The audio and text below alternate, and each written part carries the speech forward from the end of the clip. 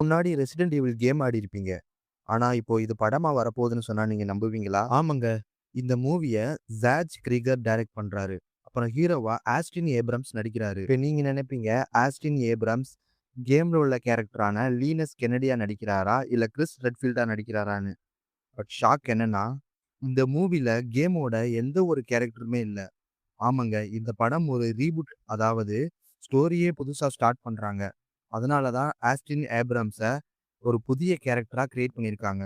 நேத்து நடந்த சினிமா கான்ல அங்க உள்ள ஆடியன்ஸுக்கு ரெசிடென்ட் ஈவிலோட ஃபர்ஸ்ட் ட்ரெய்லர காமிச்சிருக்காங்க. ட்ரெய்லர் என்னன்னா, ஒரு பனி நிறைஞ்ச வெறிச்சோடிய அபண்டன்ட் ஹவுஸ காட்டுறாங்க. அதுக்குள்ள ஆஸ்டின் ரொம்ப பேனிக்கா ஃபோன தேடி அவர் கேர்ள் ஃபிரெண்டுக்கு கால் பண்ணி, முன்னாடி டிஸ்கனெக்ட் ஆனதுக்கு மன்னிச்சிரு. நாம இனிமே பேச முடியாதுன்னு சொல்றாரு.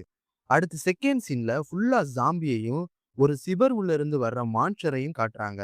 இதுல பீக் சீனா ஒரு எம்ப்டி ஸ்ட்ரீட்ல அவர் ஓடிட்டு இருக்கும்போது, ரூஃப் மேல இருந்து ஜாம்பி ஜம்ப் பண்ணி சேஸ் பண்ணுது. லாஸ்ட்ல அந்த ஜாம்பி கீழ விழுந்து மிருகத்தனமா சிதறுது. இதுல இருந்து கிளியரா புரியுது, இந்த resident evil movie full action படம் இல்ல.